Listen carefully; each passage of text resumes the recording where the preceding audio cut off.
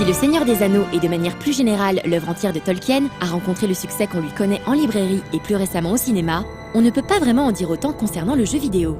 D'adaptation assez paresseuse des longs métrages en MOBA insignifiant à côté des pointures du genre, en passant tout de même de manière assez remarquée par la case MMO, la licence a attisé les plus vifs espoirs à de nombreuses reprises, mais a rarement su les combler. Mais tout ça, c'est fini, annonce aujourd'hui Warner, un peu comme à chaque fois, oui. Seulement cette fois-ci, on veut bien croire à une ambition véritable, quand pour qualifier le prochain la Terre du Milieu, l'ombre du Mordor, les mots Open World et Next Gen sont employés. Contrat a priori rempli pour le côté Next Gen, puisque la version pré-alpha, que nous avons eu l'occasion de voir, avait à peu près tout ce qu'il faut là où il faut, pour justifier un développement pensé en premier lieu pour la PlayStation 4 et la Xbox One. Certes, le jeu tournait sur PC, dont la configuration reste un mystère, mais Gandalf nous a appris à accorder la confiance. Pour ce qui est de l'Open World, on veut bien y croire également, puisque la longue séquence de jeux dévoilés et joués en direct semblait laisser une grande liberté aux joueurs, dont le but était en l'occurrence d'attirer l'attention des généraux de Sauron, en semant le chaos dans leur rang.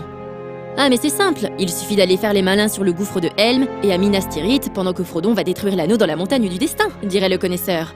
Et le connaisseur aurait raison. Seulement voilà, l'ombre du Mordor nous met dans la peau de Talion, un héros inédit, et prend place avant l'aventure de la communauté de l'anneau, à une période à peine décrite par Tolkien lui-même. Une période que l'équipe de Monolith Production a donc dû imaginer, et dont Peter Wise, chargé de production sur le jeu, a bien voulu nous parler. The game that we're talking about today is Middle-earth, Shadow of Mordor. It is a game that takes place, obviously, in Mordor, but it takes place in the timeline between the events that happen in The Hobbit and the events that happen in Lord of the Rings. One of the interesting things about the game is that it's not the Mordor that you're aware of in Lord of the Rings. It's actually a place of peace. Sauron has been defeated and hasn't been seen for hundreds and hundreds of years. The men of Gondor have taken place in the Black Gates, and they're guarding against his return. And we actually pick up the game on the eve of Sauron's return to Mordor. And on that eve, all the men of Gondor are slaughtered at the Black Gate. The families of the men who occupy the Black Gate are slaughtered.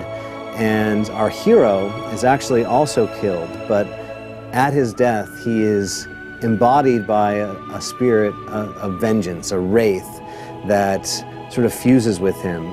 And together they go on a quest for vengeance, and they hunt down those who took everything away from them. And that's really where our story starts. Si l'aventure de Talion semble pour le moment suivre des codes très similaires à ceux qu'on a pu voir usés dans les Assassin's Creed, tant en termes d'exploration que de mécanique d'assassinat, Monolith Production mise sur deux systèmes inédits, dont le premier concerne le spectre qui a pris possession du héros. Un spectre qui paraît assez détaché des codes instaurés par Tolkien, mais qui se rattache pourtant visiblement à des concepts bien connus. The power of the Wraith is new in the light of how we're exploring it, but you're actually, if you've read the books or seen the movies, you're actually very familiar with that power. It's the power of the Nazgul. It's the power to bend the will of men, which Boromir struggles with. It's the power to slip in and out of the shadow, which Frodo and Bilbo discover. So we're really just exploring areas that have been explored before, but putting that power into your hands felt like an interesting choice to us. Concrètement, le spectre octroiera dans le jeu de grands pouvoirs à Talion, dont la plupart permettront aux joueurs d'orienter l'aventure à sa convenance. So the Wraith power, when it embodies itself into Talion and keeps him alive, keeps him from dying, it is the spirit of vengeance. It has an intelligence to it, and it also gives you powers that are new to a ranger. The power of the shadow, if you will, the power to dominate the minds of your enemies, the power to turn the shadow into your own weapon. In fact, it's your spirit bow that you use throughout the game, and you can drain energy from Uruk and use that energy to fill your spirit bow. You can use the spirit energy to pin an enemy to the ground. You can use that energy to dominate an enemy's mind and turn them to your will. You can create missions with it, and for example, you can send an enemy that you've dominated on an assassination mission, and that triggers a mission where that Uruk will try to assassinate the target that you assign him, but you can also follow him and participate in that mission. So it's really this power to create and shape the game to your will is the power of the Wraith.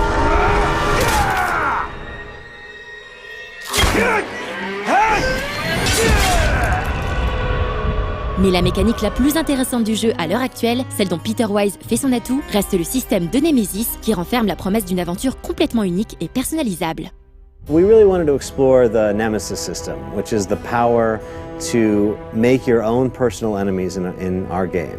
Literally, every time you start your own game will be different than everyone else's game that you play because the enemies that you meet have a memory of their own. They will remember their encounters with you. If they survive those encounters with you, they actually might be promoted, especially if they kill you. Because the power of the Wraith is one that keeps you coming back from death. And death becomes just an opportunity to create new enemies. You can actually use the power of the Wraith to dominate the minds of those who kill you and turn them to your will. So the more you play the game, you can start to build your own army. And truly, there's tens of thousands of orc variations. And so my enemies not only will be named differently, they will look differently than yours. And that's the power of the Nemesis system. It creates missions, it creates personal stories.